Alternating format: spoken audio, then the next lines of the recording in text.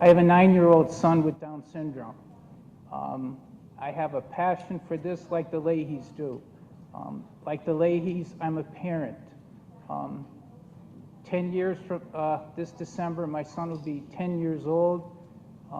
Before he was born, I actually had no interest in any disability issues. I had no reason to have any interest in any disability issues, other than friends I had or family members, none of which had the greatest disability perhaps was having glasses. So this is a new world for me, and I appreciate the Leahys for all they do. I thank them on behalf of my son, who cannot thank them, and I thank you for being here and taking advantage of what they give to you as far as an education so you can help people like my son. Thank you. Still, Senator Casey isn't here. I'm going to have to get more emotional. Before introducing the senator, why don't I start by letting you know who sits to my left here, okay? First off is Michael Stower.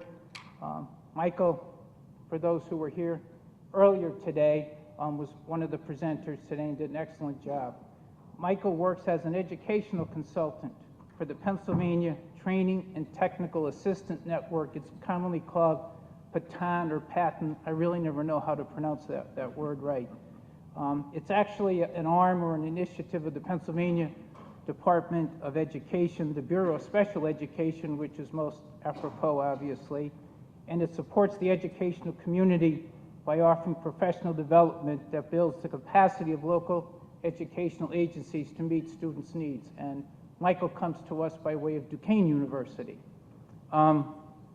Sitting next to him is Mr. Hal Bloss. He's the incoming executive director in Luzerne County of Luzerne Intermediate Unit number 18, effective this November. Mr. Bloss received his superintendent's letter of eligibility from Temple University, a master's of education at Bloomsburg University, and his BS from East Stroudsburg University, again a non-University Scranton graduate. I taught here. He taught here, though. He did mention that.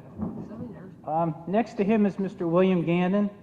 Mr. Gannon was appointed by Governor Ed Rendell and then Secretary of Labor and Industry Stephen Schmieren as the Executive Director of the Office of Vocational Rehabilitation in December of 2004. Mr. Gannon also was a presenter this morning, and from the Office of Vocational Rehabilitation standpoint, I was quite impressed by the number of state and federal vocational rehabilitation programs that his office oversees. Mr. Gannon comes to us by way of King's College, an old rivalry of the University of Scranton. We always beat them in basketball, though. And sitting next to him at his left is Wendy Patterson. Wendy is the statewide transition specialist for the Pennsylvania Office of Vocational Rehabilitation. She graduated from Shippensburg University with a Bachelor of Arts in Psychology, and prior to her tenure with the Office of Vocational Rehabilitation, which began in March of 2008, she worked as a therapeutic support specialist and as a case manager in private rehabilitation. She currently manages transition initiatives supported by a grant through the Rehabilitation Services Administration. So we really assembled a nice panel today for the transitional and the vocational issues that we need to address, and I look forward to them.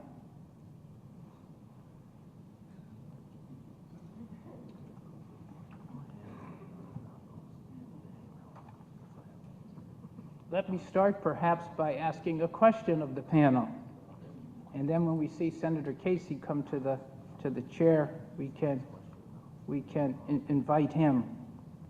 And let me do this. I'm going somewhat off a script, but that's why lawyers are paid the big money, to be able to squirm in situations like this. Let me present some issues, because as I was sitting listening to the presenters today, and that word transition keeps happening, with any person with a disability or a special need, there's always transition going on. I recall when my son was born, we went to 0 to 3. I never knew an individual could be 0 years old, but you go from 0 to 3. You go from 3 to 5. You go to kindergarten. You go to middle school. You go to et cetera, et cetera. Now, the hardest transition I know, and I've been involved in parents of Down syndrome in Lackawanna County for years, is a lot of the friends I have who have children, particularly with Down syndrome, are now dealing with transition issues in high school, and it's overwhelming for them. So not only do you deal with those transition issues, but you're dealing with, the IEP that you dealt with all along, and all of a sudden you're dealing with the child and the life, and you don't have an IEP anymore. There's no IEP for getting a job. There's no IEP for going out. And I'd just like to go through the panel one by one from their vantage point, what they've seen with this. Michael? I think, hopefully, I guess there you go. One of the things I think it's really important in when we're working, especially with families, and as I mentioned earlier, in Pennsylvania, we start transition at age 14, is really the recognition that it's really difficult for families, caregivers, and oftentimes for youth to start to think about at 14 the fact that we're going to start discussing what you're going to do once you leave school. And for families, it's oftentimes that realization of their sons or daughters have a disability and what's going to happen next. And I think it's important for us as professionals to really be compassionate about that. And as we work through, really doing well thought out assessments, having that youth, that family actively engaged in that process and making those connections, within the education system as well as with our agency partners to ensure their success. Mr. Bloss? Good afternoon. I want to give everybody a lot of credit for being here after a long day. If I had to say some of the things, there's a number of issues that I see at transition, and Michael and I and Bill, as we actually worked hand in hand for years together, forming partnerships with students with disabilities in transition. And in your booklet, it says it takes a village to make these things happen.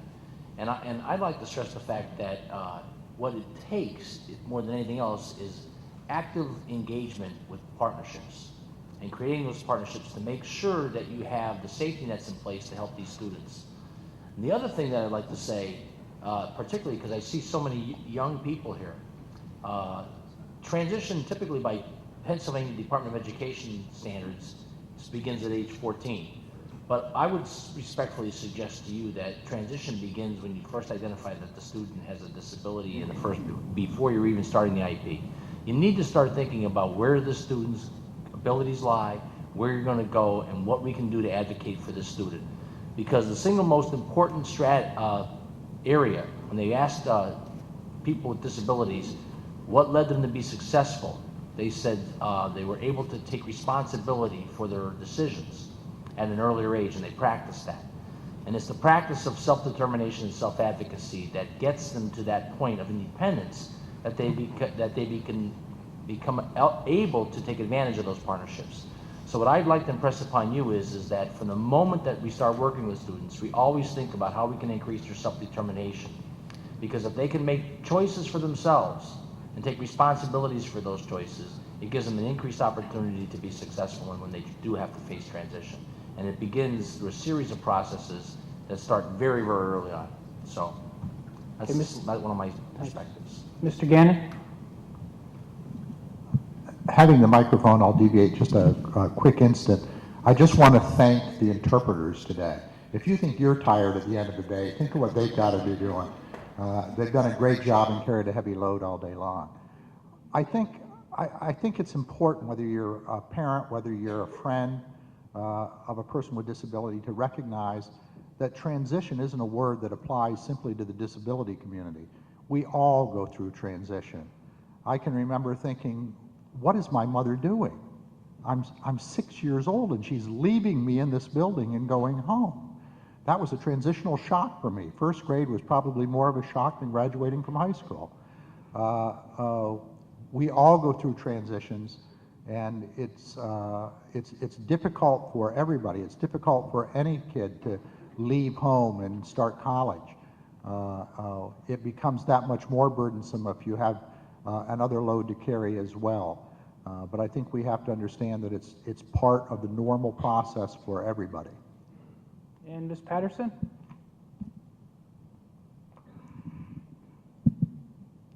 Hello.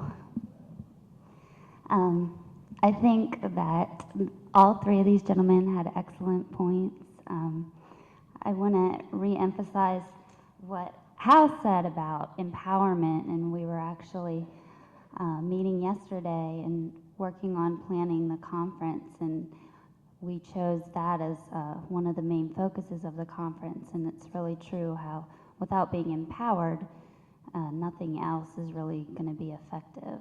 So I'd like to reiterate that the self-determination is a crucial part of the process. Let me pose, in the audience I see, I think we have a lot of students. Can anyone as a student raise their hand? Oh, that's nice. Pardon me? Now, a student at all. Now, let me ask, anyone involved with an educational background or going for a major in education at all? Do we have a lot of, any OT, PT majors in that? Okay, and rehab too. Any rehab majors too in that? Excellent, excellent. I'm sure you're all familiar with what's called IDEA, the Individual with Disabilities Education Act. And I'm sure you're going to, after you graduate, get out there and deal with a lot of issues, get into a lot of schools, and be providing a lot of services to a lot of kids that really need them. And I really commend you for taking on that. One of the questions that was raised today, and was actually raised by Patricia Leahy at one point, was under idea about being able to have transition services provided at age 14. And Mrs. Leahy mentioned that they're going to amend as part of the amendments to allow the transition services start younger at age 14.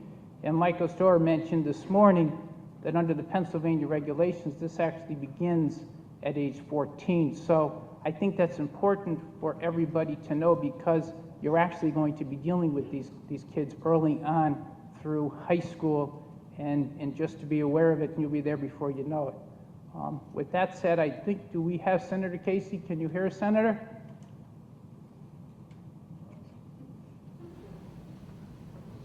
Let's see. I want to make sure we can hear you, Senator. Try one more time. Okay. Keep talking. Okay. They tell me that you can hear us, Senator. That's better. Excellent. There we go. Senator, welcome. We're in the beautiful DeNaples Center on the University of Scranton campus on Mulberry Street, and we're actually in the Father Bernard McElhenney room, and I'm sure you remember Father McElhenney very well from your Scranton days. Welcome, Senator.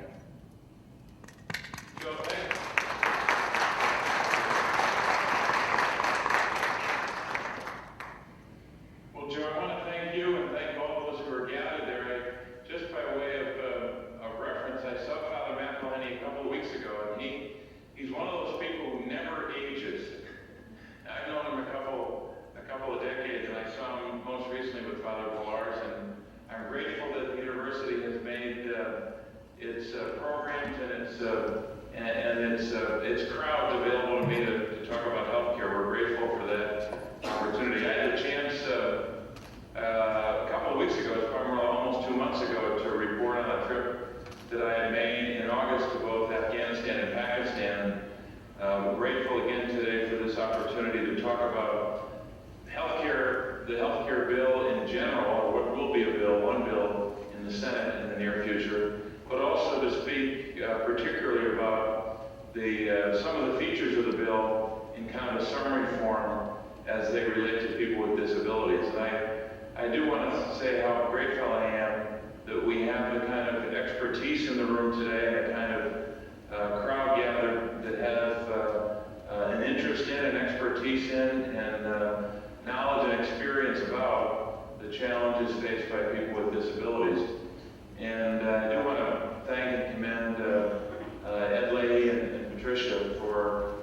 much leadership in this area over many years. I've known them a long time, but I've never had the chance to fully appreciate the work that's been done by Ed Leahy and so many others. So grateful for this opportunity. And I wanted to just do a kind of a summary of some features of the bill, and then maybe take some questions if we have some time. First of all, just a note on the process.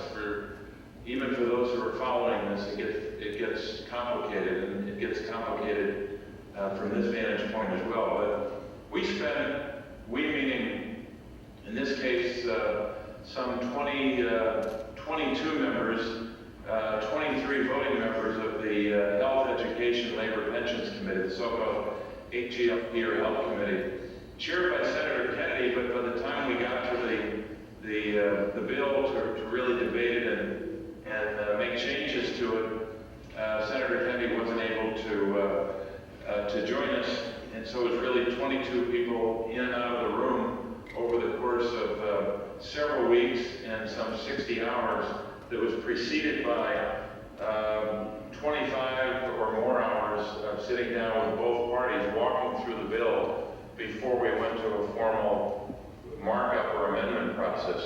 So on one of the foundational bills for what I believe will become healthcare reform, I already voted.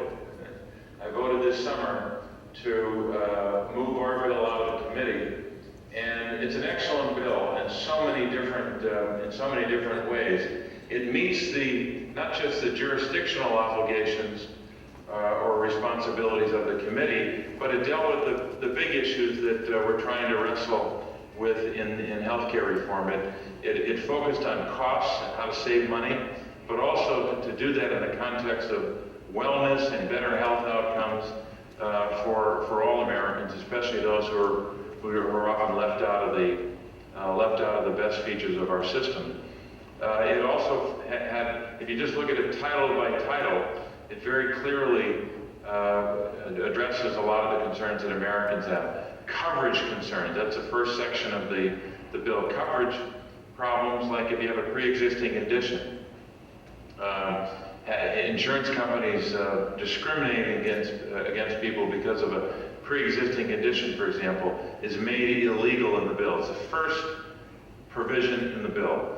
A very clear sentence that makes that problem a matter of, or I should say, takes that problem away from the lives of a lot of Americans if we make that practice of denying coverage due to a pre-existing condition by insurance companies, making that illegal, limiting exorbitant out-of-pocket costs and deductibles and copays, making it illegal for insurance companies to put a lifetime or yearly cap on benefits, for example, making it illegal for insurance companies to discriminate against women, which unfortunately that's the harsh reality of today's system, the worst parts of the system we have now.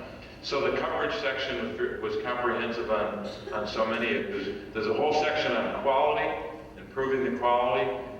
We should no longer just point to good examples around the country. Everyone should have the kind of quality standards that some hospitals, some health systems, some practitioners have, but not enough. There's a whole section on prevention, which I believe is essential in two ways. Number one, to have a healthier America and a healthier workforce, and therefore a better economy, literally, but also prevention in the sense of being able to save money. I mean, we can literally save money and save lives at the same time.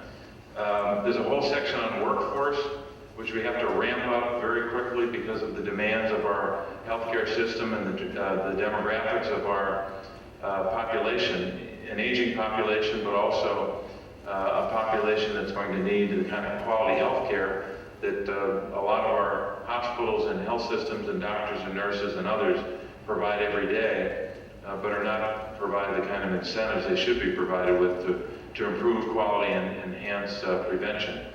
There's a whole set of other sections which I'll go into, but what we're trying to do, and what I believe we have to do, this isn't just a nice thing to do. We gotta do it. We gotta do it for two reasons at least. least. One, because of healthcare, and two, because of our economy and our long-term debt. We cannot, in any conceivable way, deal with long-term debt unless we begin to reform our healthcare system.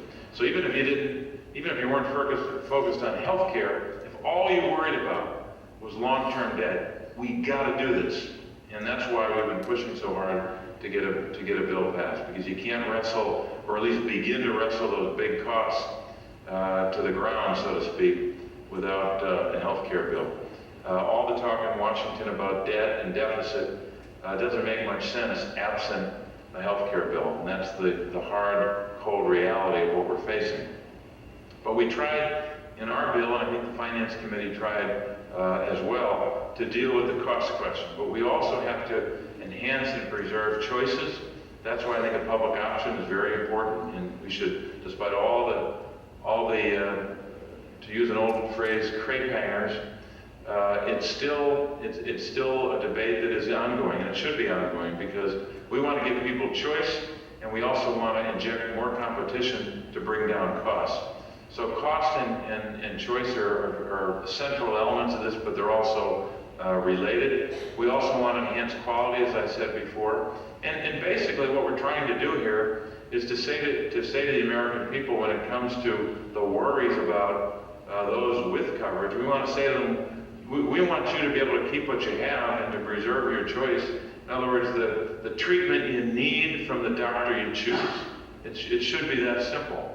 But we also want to make sure at the same time that we're protecting those with insurance and helping those without insurance. Some people with insurance think they're pretty secure. They are not. When an insurance company can deny you coverage because of a pre-existing condition, you are not secure. When an insurance company can jack up your premiums virtually without any kind of check on that power, you are not secure. So for all the reasons that we've outlined here today, it's essential for those with insurance to be given more security and stability. If there are two words I'd speak about those with insurance, it's security and stability. Now, how about those without insurance? Well, first of all, those with insurance think covering those without insurance is somehow going to cost them more. It's costing them right now. Every single person in America that has insurance today is paying lots of money to compensate for those who don't have insurance. By one estimate, it's $900 a person in Pennsylvania and over $1,000 a person nationally. So covering those without insurance is also good for those with insurance, and we're finally understanding that here in Washington. It takes us a little while sometimes. But those without insurance, of course, we're trying to provide quality, affordable options for them. Let me talk for a moment in particular about Americans with disabilities. One of the best features of our bill, it's got no airtime. And I say none, I mean almost none, because it's not controversial, and it's not the stuff they like to cover. But and it's a legacy, as much of our healthcare public policy is. It's a legacy of Senator Edward M. Kennedy. One part of the bill that he worked hard on for many, many years, and his staff did for many years, and we have to make sure that we get this done as well, is what's known as the CLASS Act, C-L-A-S-S, the Community Living Assistance Services and Supports Act. Dropped right in the middle of our bill, because it does a number of things.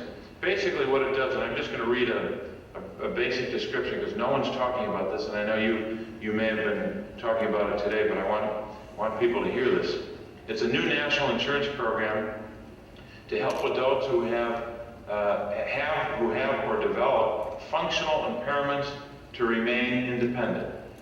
A very important theme that a lot of you have been a part of and enunciated and worked on for years, but now we can put it into a part of our bill. We want to make sure that those with those impairments remain independent and who happen to be employed, and we want them to stay part of our community.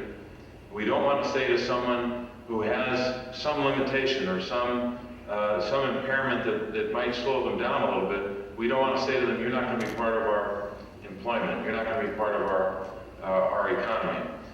This new program is financed through voluntary payroll deductions.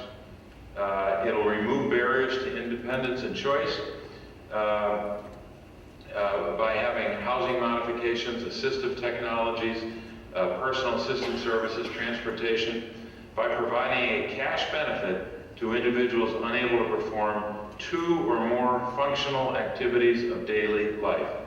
The large risk pool created will make added coverage more affordable and reduce incentives for people with severe impairments to spend down to Medicaid. For those who care only about cost, this program is paid for. In fact, it's one of the crystal clear areas of our healthcare debate where, in fact, we've identified something that's paid for. So that someone who has the desire and the opportunity to go to work every day shouldn't have to stay home and not work if we can give them just a little bit of help after they've paid into a program. So we'll talk more about that, but it's a very important part of our bill. It starts at about section 3201 of the health bill if you wanted to go further through it. Let me just make a couple more points about the bill overall. The idea of an exchange, which you've heard a good bit about, we call it a gateway in our bill, but it's basically the same concept where people can go to a marketplace to compare prices and compare options or benefits. Obviously, that's going to help a lot of people who either don't have a lot of choices and have to deal with a lot of gobbledygook and confusing language in the insurance world. The exchange, I think, will help that. It'll allow people to compare prices and plans so they can decide which option is best for them. The bill also would expand the Medicaid program to more people with disabilities. This expansion to 133% of poverty, which works out to about a little more than $14,400 for an individual, will assist low-income adults who have disabilities but do not meet the stringent requirements of the SSI, Supplemental Social Security Income Program, to receive Medicaid coverage. I think that's vitally important. The worst thing we could do in the course of reforming or attempting to reform healthcare is to put those with Americans with disabilities or those who happen to be poor or special needs children or any other vulnerable group, to put them at a greater disadvantage after the bill's passed than they were before. So we have to watch very carefully, especially when people want to make changes to the Medicaid program. Medicare Part D. I'm just going to be late for that. So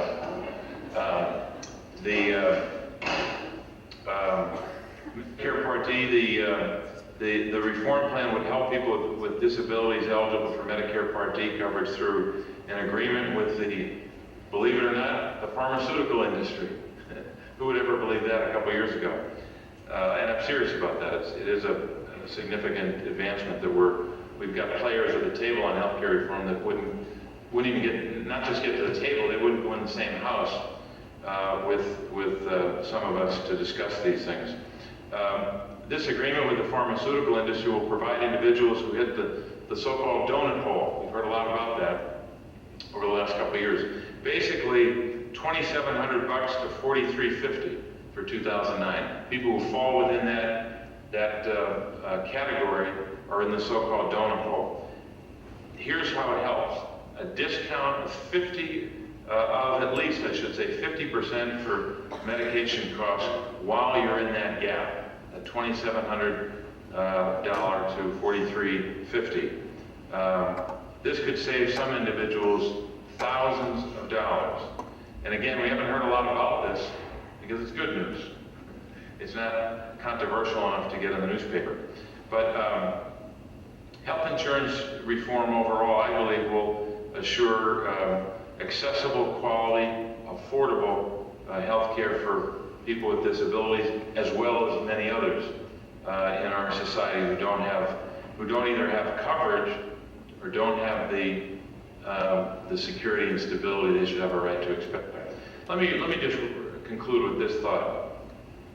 Two related thoughts. One is, a lot of this debate and a lot of what we're trying to do here is not complicated, in my judgment. Not complicated. I know we hear, oh, it's complicated, and, oh, it's confusing. Well, you know what? We, meaning the American people, in one way or another are experts at healthcare. We all know what it's like to go to the doctor. We all know what it's like to be sick or ill, or have someone we love who are sick or ill. Some know a lot more about it than I do.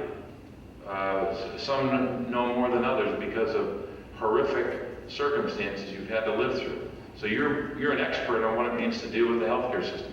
We know what it's like to deal with an insurance company. We know what it's like to deal with claim forms and the paperwork. We know what it's like to deal with good doctors and good nurses and good hospitals, and with rare exception, okay? So that all this idea that this is too complicated to tackle, that we don't know what we're not sure what we're doing, we know a lot. For example, we know exactly what works in prevention. There's no mystery about it. The bookshelves are full of books about what works. We just got to make sure we take it off the bookshelf and put it into the law. We know exactly what a pre-existing condition, bar to coverage or treatment, does to one person, to one family. We know exactly how to cure that. You make that practice illegal. It's very simple, not complicated. It's one sentence, the first sentence in our bill. We know exactly what works in quality measures. We have major corporations, major health systems. I won't name all of them because we get in trouble when we name them. But lots and lots of empirical data that wasn't figured out in the halls of government. It was figured out in the private sector and in the healthcare sector, in hospitals around Pennsylvania and around the country. They figured this out on prevention and on quality. There's no mystery to it. We've got to make it part of the law. We've got to incentivize it. So instead of holding up these great examples that we say great things about, and I'll commend all of them, but I'm a little sick and tired of commending a few people or a few institutions for doing the right thing. We all should do the right thing on prevention, on quality, on best practices, on reducing infections, on reducing readmissions, on dealing with multiple chronic diseases, the main driver of our costs. We know exactly what to do here. What's complicated is getting politicians to do the right thing. That's a little complicated because you have to be an expert in human nature sometimes and political acumen to get that done. But this is not all that complicated, folks. We also know a lot about how to control costs. Not a mystery. We know how to do this as Americans. And look, if we were a different country, I wouldn't be as confident. But Americans have figured out a lot of things substantially more complicated than healthcare over the last 50 to 100 years. If you think about the wars we've fought, the diseases we've cured, the problems we have tackled that they said we couldn't defeat or cure or solve, we would have just sat back and not engage in the fights and gain the knowledge and gain the answers to questions that we have over many decades. So I think we can figure this out. And finally, let me make a point about government.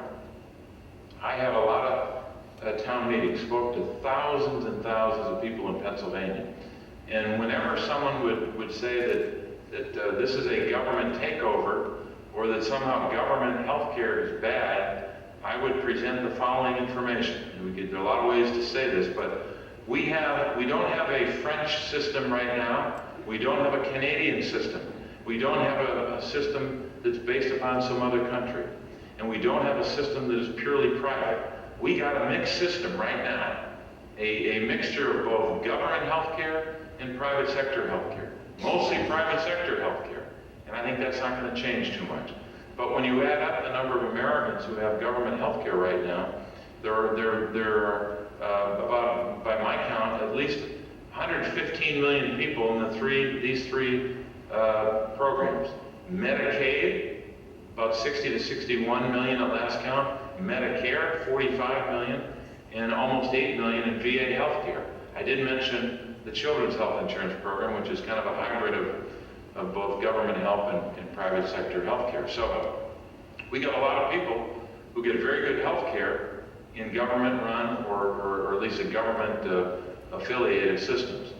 We also have a lot of people in the private sector who like their health care. They like their plan, and they should be allowed to hold on to that. So we have an American system right now, and that's not going to change very much as a result of healthcare reform. What will change, I believe, is we'll make both systems better. Both systems more accountable, public and private, make them both more accountable, make them both insist that they both engage in better quality, better prevention, better cost control, and deliver both better health care and better bottom line for taxpayers and for patients and their families.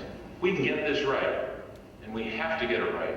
We cannot move away from this challenge and pass it on to another generation, because make no mistake about it, if we don't do it this year, it's going to be a lot of years before we get this done. So we want to do the right thing on health care. In particular, we want to do the right thing with regard to Americans with disabilities. Thank you very much.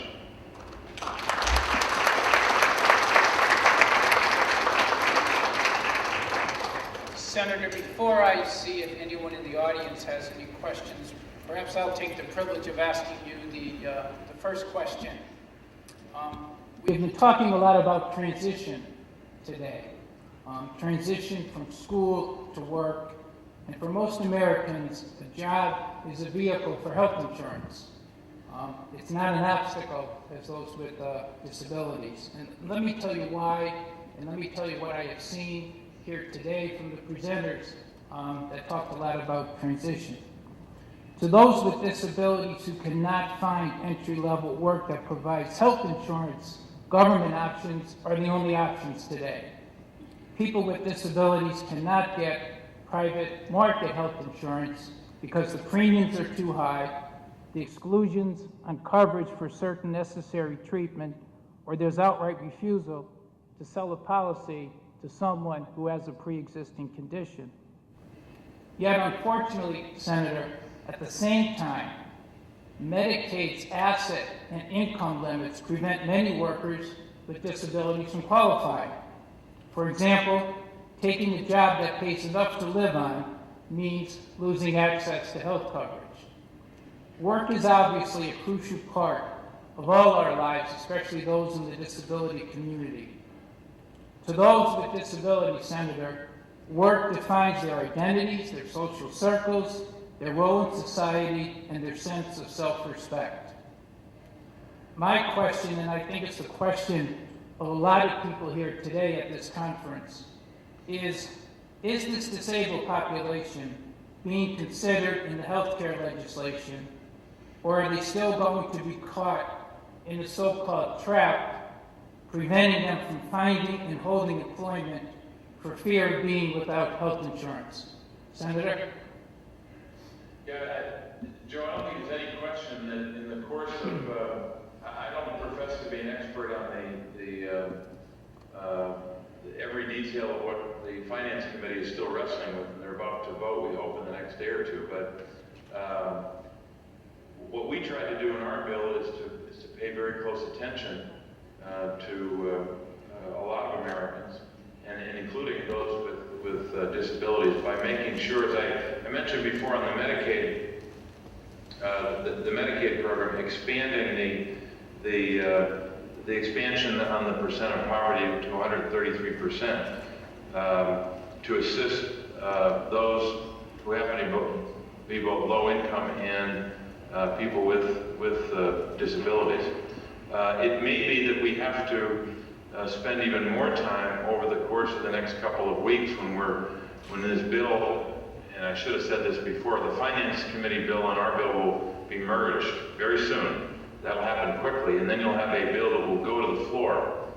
We have to get a vote to get it to the floor from the complexity of the Senate, but getting the bill to the floor, and then there'll be lots and lots of amendments at that point. So it may be that once we see the merger of both our bill and the Finance Committee bill, that people in the audience and on the panel today, as well as others around the country, may say, well, you didn't quite get it right in terms of what happened to people with disabilities as it relates to Medicaid, and we should I want to be as available as possible to be responsive to those concerns. But I think between the Medicaid changes as well as Medicare Part D, which I think is a pretty significant change in terms of saving people money in the donut hole, as well as potentially those who are working who have some barriers in their way because of their disability. I think the Class Act will help as well. Can I ask if there's any questions from the audience? Anyone have a question for the senator? Joe, I can probably only take one because the majority leader wants a couple of us in his office. I'm already late. He's Okay. always on time. One question. Thank you, Senator. Senator, thank you very much. My name is Ed Ryan. This idea of expansion of the Medicaid universe, I'm a case manager for people with disabilities. This expansion of the universe of people with disabilities into Medicaid, that is wonderful.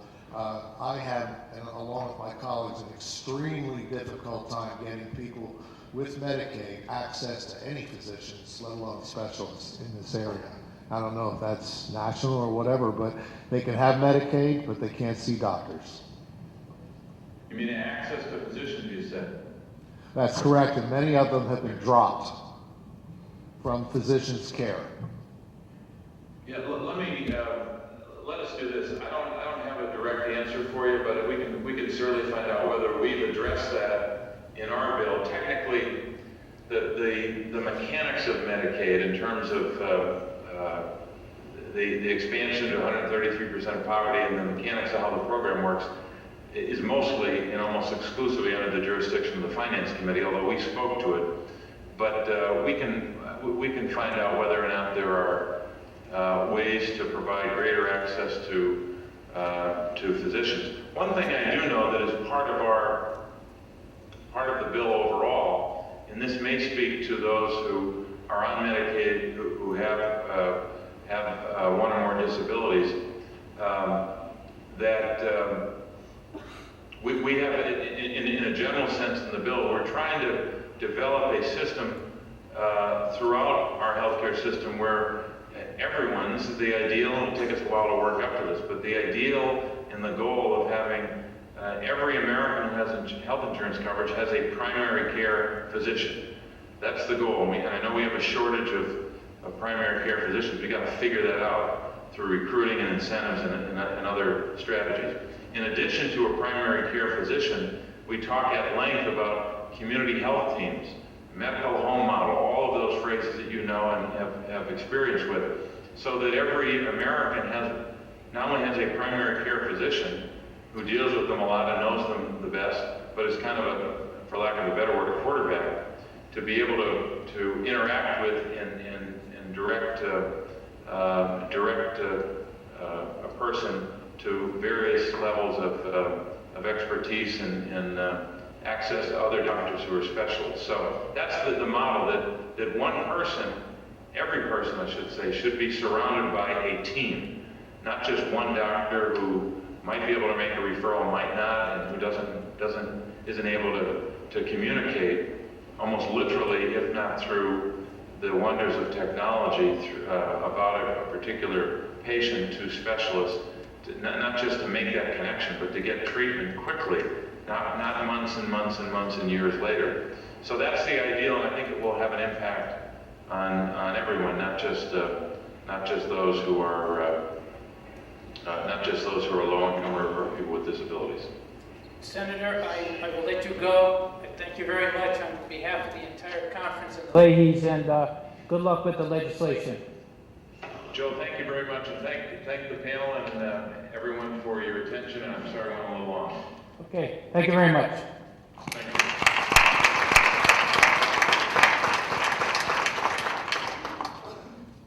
you. I was going to pose one other question to the senator, and perhaps I'll pose it to the panel.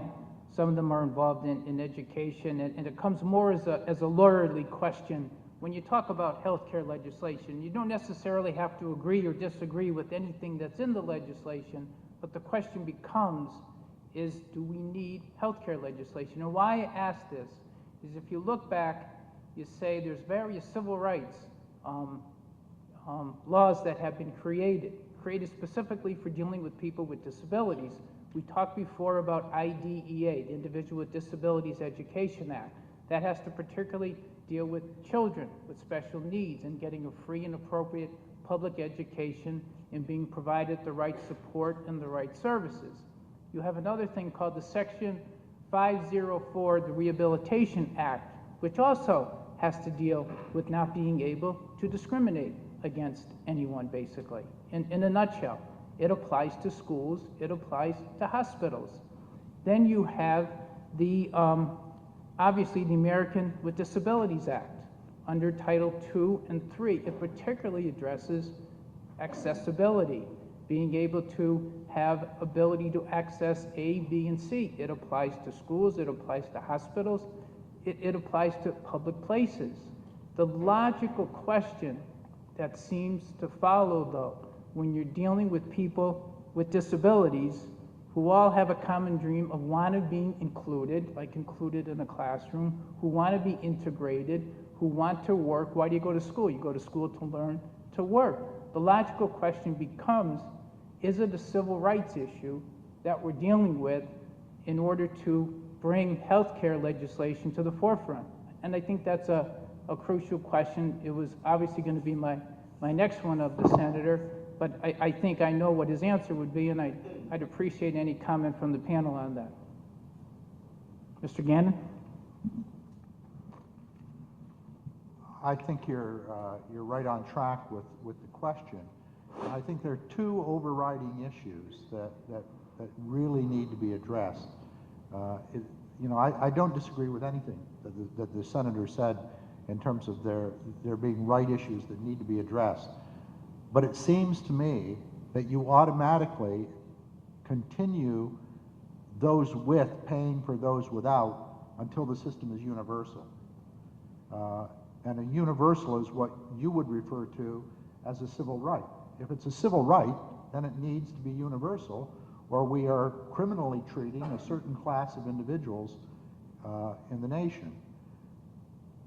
Once you have a universal system, which means everybody has access to, quote, the system, do you then maintain one system, or do you have one system that everybody has an access to, and another system that those with wealth can buy?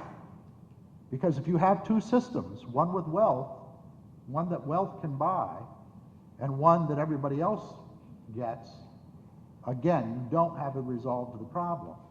And I don't believe that the healthcare issue is ever going to be resolved in any bill coming up for action or in the long run until those issues of universality and equality of care are addressed in whatever that bill is.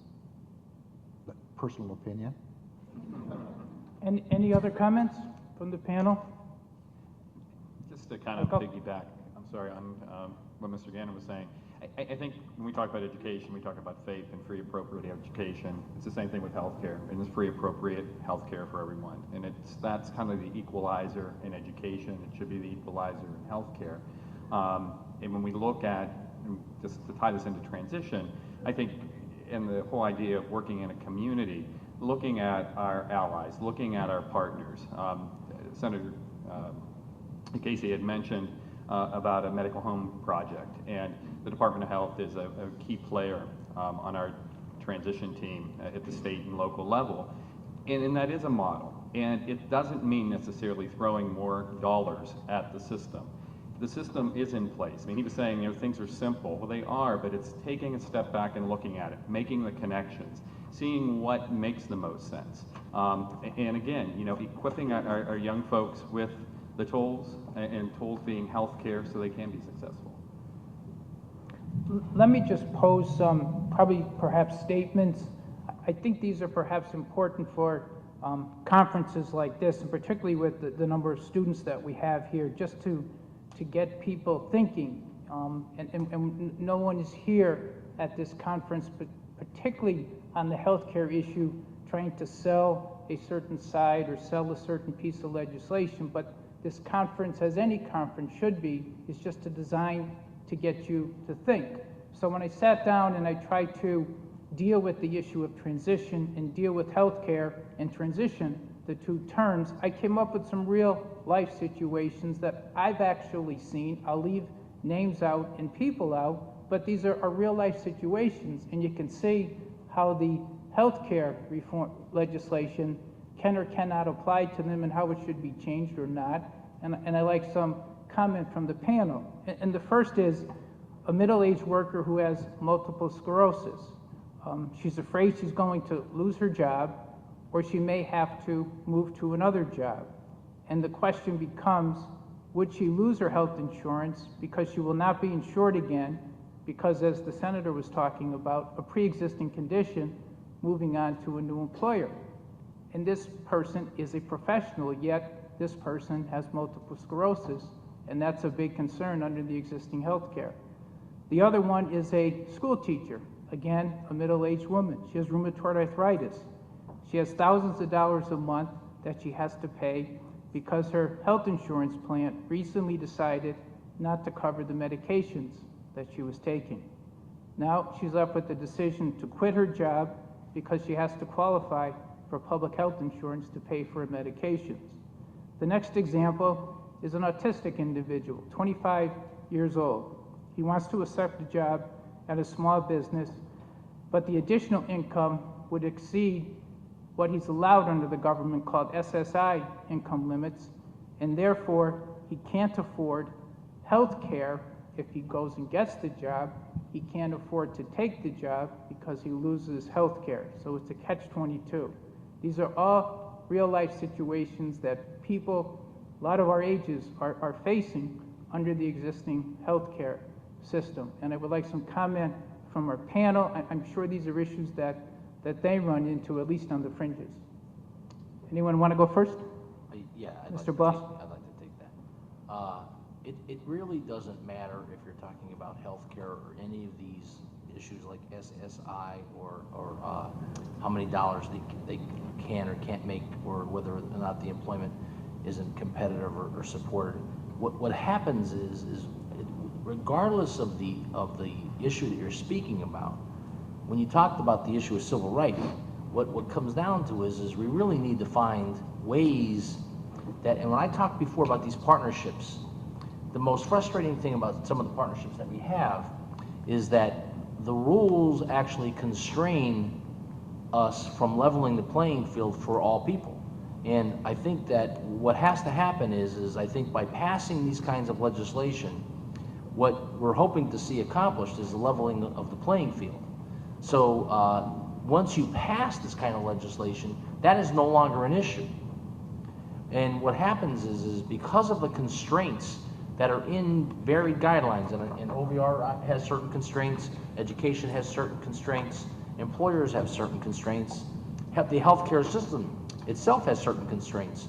But every time we try to prepare students or adults or people with disabilities to be able to be competitively employed and successfully transition to adult life, with whatever areas they choose, we're so often faced with those kind of constraints that are inherent in the way the system operates. And what we've actually had discussions about is the need to actually break the rules. And I think we need to break the rules, and we need to start saying to ourselves, it doesn't make sense. We've argued this issue for repeatedly. It breaks our heart in education to have done what we've done so many times for students, to have active partnerships. And I want to compliment Mr. Gannon and the Office of Vocational Rehabilitation in Pennsylvania in particular.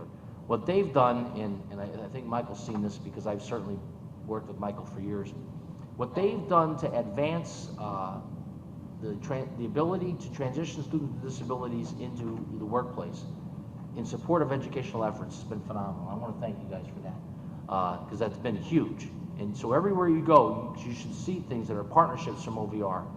But the reality is that if we don't break the rules and find ways to overcome these issues by having legislation that actually levels the playing field so that they're no longer issues, then we're constantly going to be faced with this.